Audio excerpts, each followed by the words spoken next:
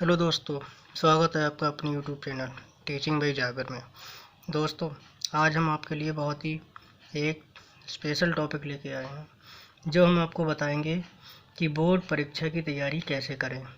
बेहतर योजना के साथ आज हम आपको बोर्ड परीक्षा की तैयारी के बारे में बताने जा रहे हैं। सबसे पहले आपके दिमाग में ये बात आती है कि हम टाइम टेबल कैसे बनाएं। टाइम टेबल बहुत महत्वपूर्ण है। तो सबसे पहला हम पॉइंट लिखेंगे। सबसे पहले हमारी हेडिंग होगी बेहतर योजना के साथ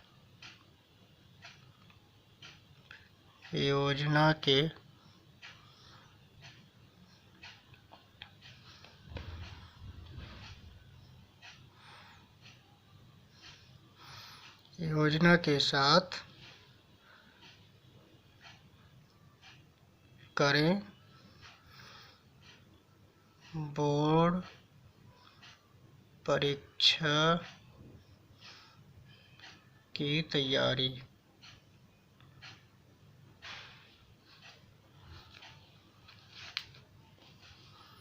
सबसे पहला टॉपिक होगा हमारा बेहतर योजना के साथ करें बोर्ड परीक्षा की तैयारी। सबसे पहला पॉइंट लेते हैं हम। पहला टॉपिक आता है हमारा टाइम टेबल का। टाइम टेबल टाइम टेबल को हम कैसे बनाएंगे? टाइम टेबल को हम अपने हिसाब से बनाते हैं। क्या करते हैं, इस साल भी आपकी पढ़ाई जो है वो डिस्टर्ब हुई है कोरोना की वजह से। ऐसे में काफ़ी बच्चे जो ऑनलाइन पढ़ाई कर रहे थे वो सही तरीके से पढ़ाई नहीं कर पाए। तो वो सबसे पहले क्या करें कि अपना टाइम टेबल बना लें। टाइम टेबल के लिए ऐसा टाइम टेबल बनाएं जो उन्हें अपने हिसाब से सूटेबल हो। टाइम टेबल भी किसी दूसरे को देख के ना बनाएं, अपना टाइम टेबल बनाएं। उसमें सोने, खाने पीने, खेलने सारा टाइम मैनेजमेंट करें। इसके बाद दूसरा टॉपिक आता है हमारा परफॉर्मेंस एनालिसिस। दूसरा टॉपिक आएगा हमारा परफॉर्मेंस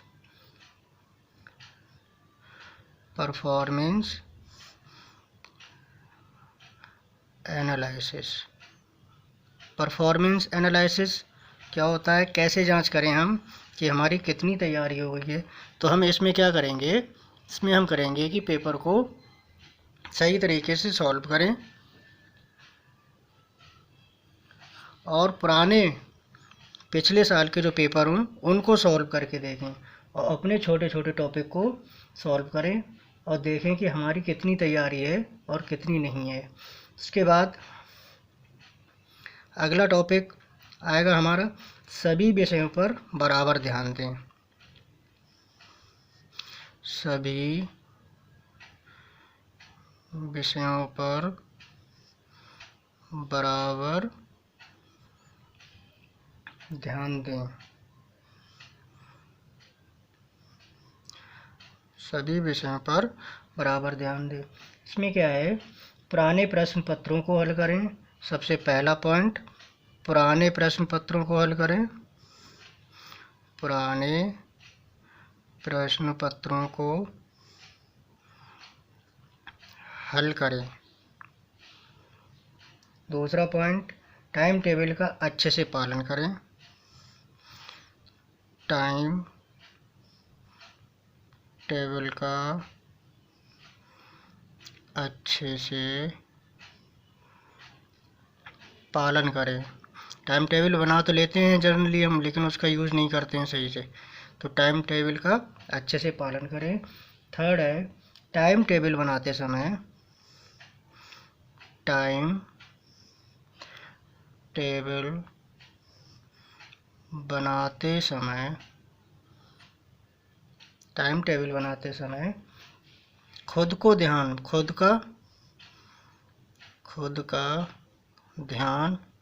रखें। क्योंकि टाइम टेबल अपने हिसाब से ही बनाना चाहिए कि हमें दिन में कितना टाइम मिल रहा है और कितना नहीं मिल पाता है, उसी हिसाब से हम अपना टाइम टेबल बनाएंगे। अगला सबसे मेन इम्पोर्टेंट पॉइंट है फोर्थ, क्या करेंगे, शांत वातावरण यानी कि शांत वातावरण। शांत वातावरण मतलब एक तरफ एकांत में बैठ के शांत वातावरण में अध्ययन करें। शांत वातावरण में अध्ययन करें यानी कि अपना एक कमरा अलग हो, उसमें पढ़ाई करें, बाहरी कोई डिस्टर्ब ना हो। 4 पॉइंट हो गए। अगला पॉइंट है जो मोस्ट इम्पोर्टेंट है, पूरी नींद और पढ़ने में ब्रेक लें। पूरी नींद, जनरली बच्चे क्या होते हैं कि एग्ज़ाम के दौरान नींद कम लेते हैं। पूरी नींद और पढ़ने में ब्रेक लें। पढ़ने में ब्रेक लें। शांत वातावरण में अध्ययन करें, पूरी नींद और पढ़ने में ब्रेक लें। इससे क्या होता है, बहुत सारे बच्चे पूरी नींद नहीं लेते हैं और उन्हें क्या है, चिड़चिड़ापन महसूस होने लगता है। तो इसलिए एग्ज़ाम में पूरी नींद भी ज़रूरी है। और पढ़ाई के दौरान ज़्यादा देर नहीं, 2-3 घंटे बैठ कर पढ़ रहे हैं, दिमाग हैंग होने लगता है। इसलिए क्या करें कि 45 मिनट का अपना ड्यूरेशन बना लें। 45 मिनट पढ़ लिया और 10 मिनट का रेस्ट ले लिया। उसके बाद में 45 मिनट के बाद ब्रेक ले लें 10 मिनट का। उस 10 मिनट में आप कुछ भी कर सकते हैं जिससे आपका दिमाग रिफ़्रेश हो जाए। अगला है रिवीजन। जितना पढ़ा आपने उसका रिवीजन करें। रिवीजन तो मोस्ट इम्पॉर्टेंट होता है किसी एग्ज़ाम के लिए।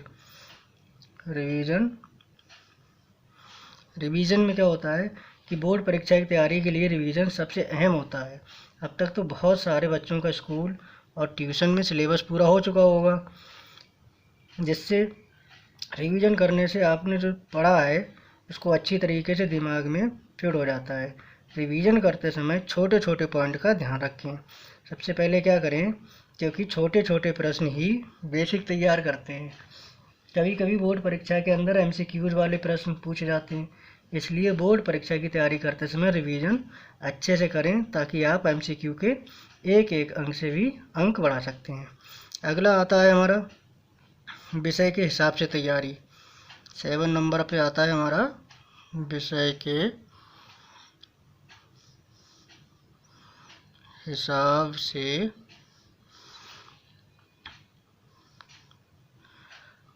तैयारी करें। इसमें क्या है, विषय के हिसाब से तैयारी करें। इसमें क्या होता है, स्कूल में जो भी टॉपिक पढ़ाया जाता है उसमें से बहुत सारा सिलेबस एग्ज़ाम में आता है। इसलिए सिलेबस को अच्छे से पढ़ें और समझें। चैप्टर ख़त्म होते ही इसको अच्छे से पढ़ें और उसके संबंधित सवालों को तैयार करें। जिस सवाल का उत्तर ना मिले उसे अपने शिक्षक से पूछें।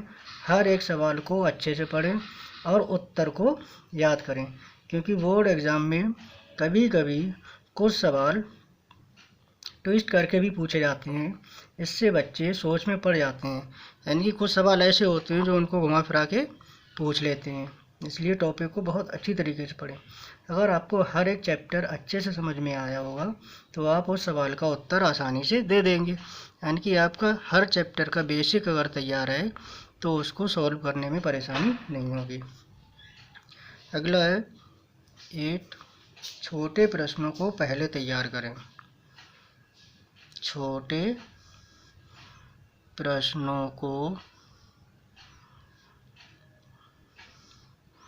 पहले तैयार करें। छोटे प्रश्नों को पहले तैयार करें। बोर्ड एग्ज़ाम की तैयारी करते समय क्या होता है, सबसे पहले हमें छोटे प्रश्नों को तैयार करें। जैसे छोटे प्रश्न तैयार करने से आपको बेसिक अच्छे से समझ आ जाएंगे।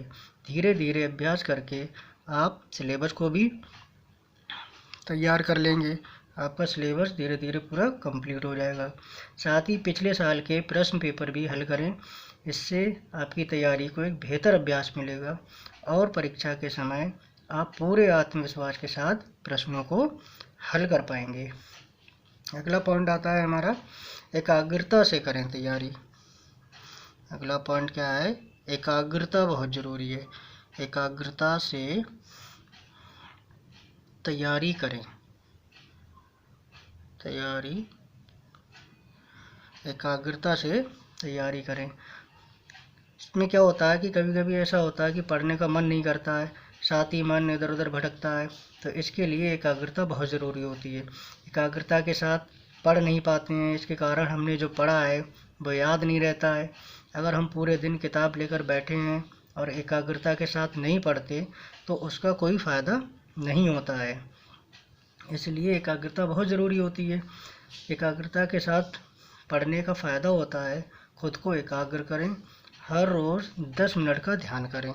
इसमें क्या हो सकता है कि आप 10 मिनट का व्यायाम कर लें, ध्यान कर लें, मन को हमेशा शांत रखें, अपने ऊपर आत्मविश्वास बनाए रखें, हमेशा सकारात्मक सोचें और सबसे मोस्ट इम्पॉर्टेंट पॉइंट, खुद पर यकीन करें कि हमने जो पढ़ा है एग्ज़ाम में वो ही आएगा। तो ये हमारे कुछ एग्ज़ाम से रिलेटिव इम्पॉर्टेंट टॉपिक थे और कुछ खास टिप्स हम आपको बताते हैं जो क्या करने हैं आपको एग्ज़ाम में। बोर्ड एग्ज़ाम की तैयारी करते समय अपने नोट्स खुद ही बनाएं, उसे ही पढ़ें। सबसे पहले क्या करना है, अपने नोट्स खुद ही बनाना है। बनाए गए टाइम टेबल को अच्छे से फॉलो करें। बोर्ड एग्ज़ाम की तैयारी करते समय खुद को बेहतर बनाने पर ध्यान दें। समय का अच्छी तरह से उपयोग करें और बेहतर पढ़ें। किसी की मदद लेने से संकोच ना करें, सवाल करें, उनसे सवाल पूछें। सोते सोते पढ़ाई ना करें। अपने स्वास्थ्य का विशेष ध्यान रखें। रोज़ व्यायाम करें। मन को हमेशा स्थिर रखें। पौष्टिक भोजन करें। भोजन भी बहुत ज़रूरी है, पौष्टिक भोजन होना चाहिए। हार्ड नहीं, हमेशा स्मार्ट वर्क करने की सोचें। हार्ड मेहनत नहीं, स्मार्ट वर्क करें। कठिन प्रश्नों का बार बार अभ्यास करें। परीक्षा में जो प्रश्न आते हों वो पहले हल करें। परीक्षा में हमेशा अच्छे हैंडराइटिंग में लिखें। कम रोशनी में पढ़ाई से बचें। मॉडल पेपर से ज़्यादातर तैयारी करें। और कुछ पॉइंट हम आपको बताते हैं, इसमें हमें क्या करना है।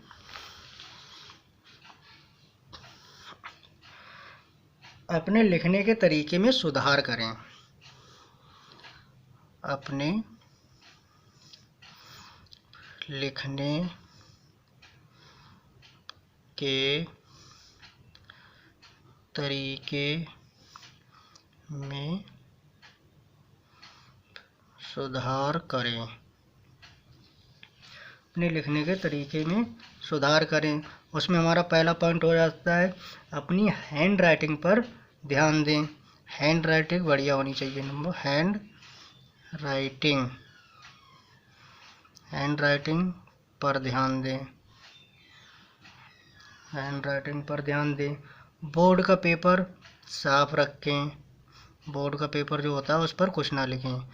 बोर्ड का पेपर साफ रखें। बोर्ड का पेपर साफ रखें। पेपर में किसी भी प्रकार का चिन्ह ना लगाएं। उत्तर को अलग अलग हेडिंग में बांट लें। सबसे मोस्ट तरीका जो होता है, जो हमारा आंसर होता है, उत्तर को अलग अलग हेडिंग में बांट लें। हेडिंग में बांट लें। सबसे पहले हेडिंग लिखें। क्या करते हैं, सबसे पहले हमें क्या लिखना है, उसकी हेडिंग लिखना है। प्रश्न जैसे कोई प्रश्न आया तो सबसे पहले हमने उसकी हेडिंग लिख ली। सबसे पहले उसकी हेडिंग लिखें। सब हेडिंग लिखें। जितने भी हेडिंग आती हैं एक प्रश्न में सारी हेडिंग लिखें। सब हेडिंग लिखें।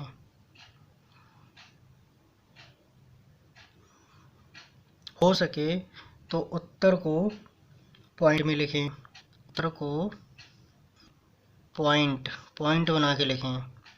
पॉइंट में लिखें।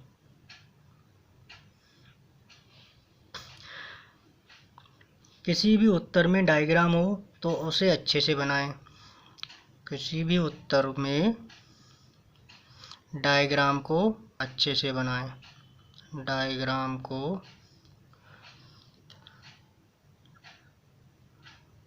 अच्छे से बनाएं।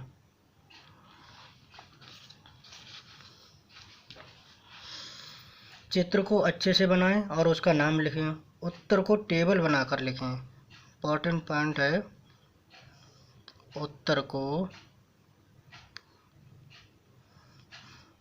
टेबल बनाकर लिखें। कॉपी आप जितनी सुंदर लिखेंगे एग्जाम में मार्क्स भी उतनी ही सुंदर देगा। उत्तर को टेबल बनाकर लिखेंगे। ये लिखने के तरीके में हमने आपको सुधार बता दिए। अब हम कुछ इम्पोर्टेंट तरीका बता देते हैं कि कैसे लिखें। जैसे सपोज कोई क्वेश्चन आता है तो क्या करेंगे हम उसमें, क्वेश्चन में जैसे हमें संदर्भ लिखना है तो हमने क्या कर दिया, कोई हिंदी का टॉपिक आ गया, जैसे कुसंग का ज्वार एक हिंदी का मित्रता पाठ का है, कुसंग का ज्वार भयानक होता है कुसंग का ज्वार, तो उसकी शुरुआत में लिखा हमने, फिर डेट डेट डेट डेट करके और लास्ट की जो वर्ड होता है उसको लिख दिया। मित्रता कोई भी वर्ड हो, जैसे अब मेरे पास बुक तो है नहीं, मैं ऐसे ही लिख दे रही हूँ। ठीक, इसमें क्या करना है, हमें संदर्भ लिखना है। संदर्भ हम लिखेंगे तो सबसे पहले क्या डालेंगे, हेडिंग डाल देंगे संदर्भ की ऐसे। और इसको हम क्या करेंगे, जहाँ तक हो सके ब्लैक पेन से लिखेंगे और पेन का यूज़ बहुत ही बेहतरीन करेंगे, जो ब्लू पेन हो, एकदम डार्क पेन हो, उसका यूज़ करेंगे। संदर्भ हमने लिख दिया, हेडिंग डाल दी ब्लैक पेन और इसको हमने अंडरलाइन कर। अब फिर हम क्या करेंगे, यहाँ से शुरू करेंगे। कोई भी जैसे गद्यांश का तो यहाँ से लिख देंगे प्रस्तुत गद्यांश हमारी, ऐसे करके पाठ्य पुस्तक, पाठ्य पुस्तक जो भी पुस्तक का नाम है वो यहाँ इन्वर्टेड कॉमा में लिखेंगे। पाठ्य पुस्तक, पाठ पुस्तक का नाम, फिर पाठ का नाम, पाठ्य पुस्तक, पुस्तक का नाम के पाठ, जो भी पाठ दे रखा हो उस पाठ का नाम लिखेंगे यहाँ और उसको पाठ का नाम अंडरलाइन कर देंगे। ठीक है, पुस्तक का नाम यहाँ अंडरलाइन कर देंगे। पाठ्य पुस्तक के पाठ, जो पाठ का नाम हो उससे से प्रस्तुत से लिया गया है, से लिया गया है, जिसके लेखक,